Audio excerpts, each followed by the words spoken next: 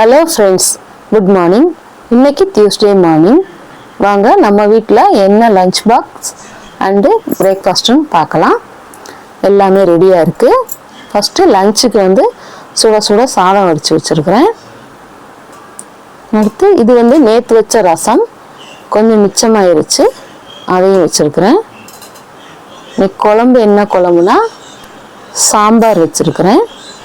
கத்திரிக்காய் கேரட் போட்ட சாம்பார். பருப்பு ரேஷன் கடையில் கொடுத்த துவரம் பருப்பு போட்டு தான் இன்றைக்கி சாம்பார் வச்சுருக்கிறேன். இன்றைக்கி என்ன கூட்டுன்னு பார்க்கலாம். கூட்டு பாருங்கள், நல்ல காரசாரமான காளான் கிரேவி வச்சுருக்கிறேன். இது இந்த சாம்பாருக்கும் இதுக்கும் செம்மையாக அல்டிமேட்டாக இருக்கும் டேஸ்ட்டு. நல்லா பார்க்கவே நாக்கில் எச்சி விடுற மாதிரி இருக்குதா, சூப்பராக இருக்கும்.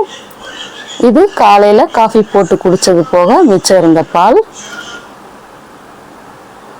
அடுத்து இடையில குடிக்கிறதுக்காக ஒரு எனர்ஜி ட்ரிங்க் ஒன்று ரெடி பண்ணி வச்சுருக்கிறேன்.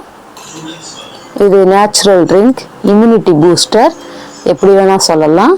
நெல்லிக்காய், கருவேப்பிலை, இஞ்சி போட்ட ஜூஸு. கொஞ்சம் நெல்லிக்காய் நிறைய வீட்டில் இருந்துச்சு, அதனால் இப்போ டெய்லியும் கொஞ்சம் நெல்லிக்காய் ஜூஸ் எடுத்துக்கலாம். வெயிலும் இப்போ கடுமையாக இருக்குதுல்ல, அதனால் கொஞ்சம் இந்த மாதிரி கொஞ்சம் குளிர்ச்சியாக ஏதாவது ஒரு ஜூஸ் டெய்லி எடுத்துக்கிட்டால் ரொம்ப ரொம்ப நல்லது. அடுத்து மார்னிங் பிரேக்ஃபாஸ்ட்டுக்கு இன்றைக்கி நம்ம வீட்டில் தோசை தான் ரெடி பண்ணியிருக்கிறேன். நார்மல் அரிசி உளுந்த மாவு தோசை தான். நெய் ஊற்றி இன்றைக்கி நெய் தோசை ஊற்றியிருக்கிறேன். இன்றைக்கி தோசைக்கு எந்த ஒரு சட்னியும் நான் அரைக்கலை, சேம் சாம்பாரே தான் இன்றைக்கி தோசைக்கும் எடுத்துக்கிட்டோம். அடுத்து என் ஹஸ்பண்ட் கொஞ்சம் தயிர் சாதம் கேட்டாங்க, அதுவும் அவருக்காக ரெடி பண்ணி வச்சுருக்கிறேன். அவ்வளோதான் இன்னைக்கு சமையல். நாளைக்கு என்ன சமையல்னு நாளைக்கு வீடியோவில் பார்க்கலாம். இந்த வீடியோ பிடிச்சிருந்தா லைக் பண்ணுங்கள், ஷேர் பண்ணுங்கள், மறக்காமல் சப்ஸ்கிரைப் பண்ணுங்கள். தேங்க்யூ ஃபார் வாட்சிங்.